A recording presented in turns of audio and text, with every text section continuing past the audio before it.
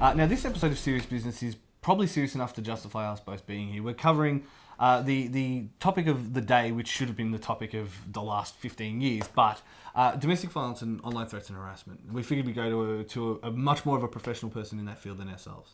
Yes, well, we spoke to a man called Andrew Edgar, who is a homelessness networker, helps our victims of this stuff. But firstly, what actually is a homelessness networker? Basically, a homelessness networker role is about resourcing the homelessness and family violence services within the region. So obviously we look at working with the agencies and working with practitioners and doing training and then working with the governments as well as around what's happening within the regions and looking at that policy development at the same time. Now, we hear the term domestic violence, but do we really understand what it is? What actually are we talking about here? Look, I think we would say that when it comes to violence against women, family violence, domestic violence, there's a lot of those issues that we would say. A lot of people say it's drinking and it's stress and it's drug and alcohol, all those sort of things. Easy explanations? Absolutely. And look, and they generally may play a part in it. But the violence is actually a choice. You make a choice to be violent. Having emotions such as anger and frustration are one thing. Stepping over the line and becoming aggressive and violent is a choice that you need to make. We can change that. Yeah. So the community understanding is changing, and this is a real positive thing. Vic Health do a survey around community attitudes, and the community attitude is changing. So as you said, most people will understand now. It's been in the media enough, the talk enough to say, it's not right, it's wrong, we need to stamp it out. But I think part of the problem is that I think the underlying issues and these sort of intricacies, and because it's such a widespread problem and everybody experiences a bit different, we're still grappling with an understanding within the community of what we're talking about. When you define family violence and domestic violence, we're looking at power and control.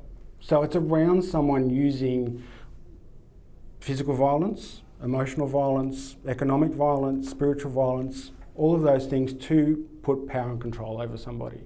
So it's not an argument. As you said, a lot of relationships will have an argument. And usually from that argument, we would actually, most of us would probably go, look, I said things that I regret, and I won't say that again. Or I slammed a door and I know I shouldn't have done that and I won't do that again. Recognise it, address, move on. But when we talk about violence against women, we're talking about power and control. We're talking about extended behaviours to enforce some control over somebody. That's the difference. Now, often the common response when you discuss domestic violence is that men are victims of domestic violence too. I guess it's important to ask how that's framed in the reaction to women as victims of domestic violence, and also our understandings of masculinity. Look, I've been doing social work 20 odd years, and I've done a child protection and family support, housing, homelessness. The reason that I do this focus on family violence is because that has been a common thread. For the whole 20 years, that's been a common thread. And I can see that the majority of times when we're talking about violence within the home, we're talking about men's violence against women. And that's why we focus on men's violence against women. That is the predominant. There's no escaping that at this time.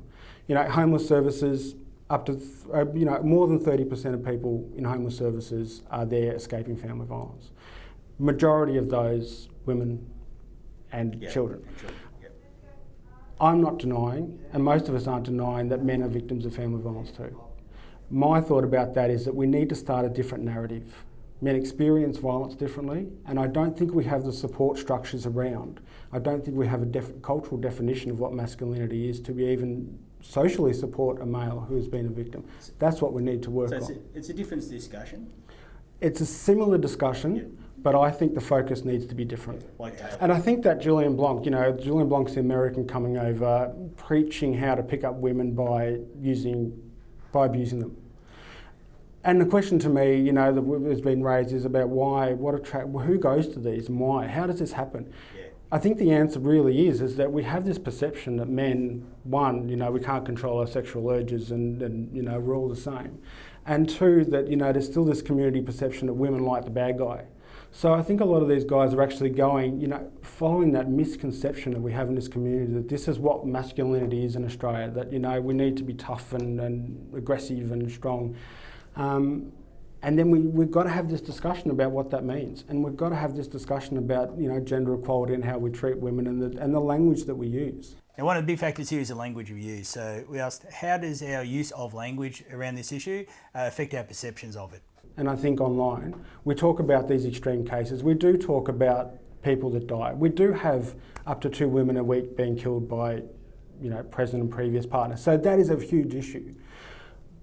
But the predominant issue that we can do, the work that we can do immediately, the work that we all need to do is looking at this language that we use and looking at how we treat women and where we do, put women in there. And that Vic Health survey again, basically it's still seen that, women aren't seen in the community as they shouldn't be. This is a community attitude, is around getting, these higher roles or being a board members or, being a CEO of an agency. And you can see that the numbers aren't there. The positive again for me is I think when I do some of this work and I talk with the younger generation, when we talk with footy clubs, under 18 footy clubs or schools and things like that, and we have this conversation about gender equality and what it means, we engage a really good conversation with younger generation. They seem to get it better than some of the older generations probably do. We get stuck in our ideals. So there is a real hope there that once we have these conversations and we look and we question some of these social norms that we have, that's where we can get more engagement from the community. So how do we characterise sincere threats and general disagreement? Is there a way that we can acknowledge it online and act if we do observe it actually happening to other people? I think that's it. I think where do we draw the line? And I think on the line, this is a big part of this conversation is where do we draw the line? Where does frustration, anger and disagreement become threats of assault, rape? And, it's not such a fine line. It's fairly black and white.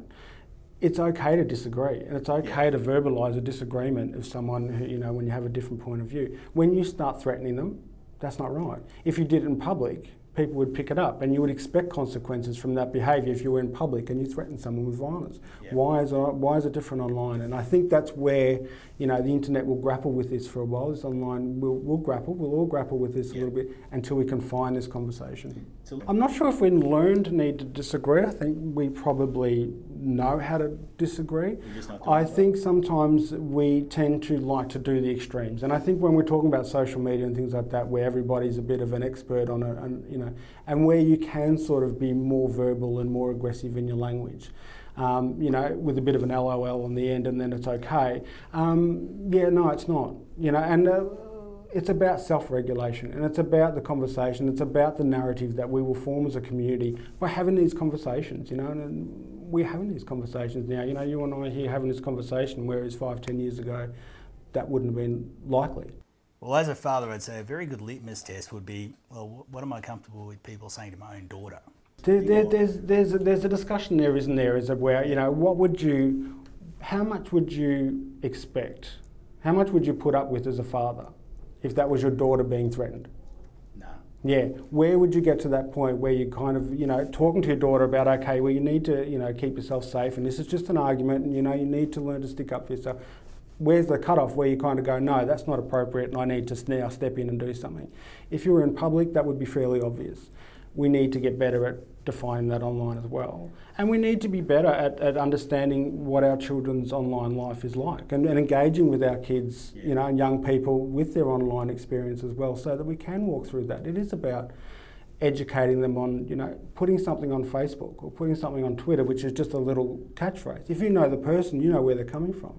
If you don't know the person, you don't. And so that comment can be read, misconstrued, and lead on to a discussion that you would otherwise have. Do we teach the younger generation to be sceptical of what they see and to question what they see? They're going to get bombarded with media that we've never been exposed to, bombarded by advertising, and sexist visuals and all this sort of thing in advertising. I think one of the things we can do is teach the younger generation about how they step up and go, no, I don't think that's right. I'm going to act on my gut feeling to say there's something wrong with that. I mean, is it as simple as raising the standards of gender equality in the wider community? Is there particularly something else that we need to consider in this conversation? And it all feeds into that, all feeds into that social norms that we're talking about. And it comes back, and I'll keep bringing it back to this gender inequality, and there's this discussion about gender equality. In other countries, when they have a better focus on gender equality, their family violence rates are lower. When there's other countries where there's less emphasis on gender equality, the family violence rates tend to be higher. There's an obvious key there. And I think it's around how we discuss this and how we change our attitudes. So what can people do if they feel threatened or they're worried about their safety, or even if they just like a little bit more information about this? Look, I think I'll go back to getting information about your own situation. I think this is where this conversation gets complex for the community and for people, because everybody's experience is going to be different. Everybody's understanding of what is abuse and what's not. There's a grey area in there that we're grappling with as a community. I would say to people, there is websites available, there is information available. Our Watch website has the information that you need. 1-800-RESPECT is a phone number you can ring. If you've got those, then you can get some information and some understanding about your situation and what you can do.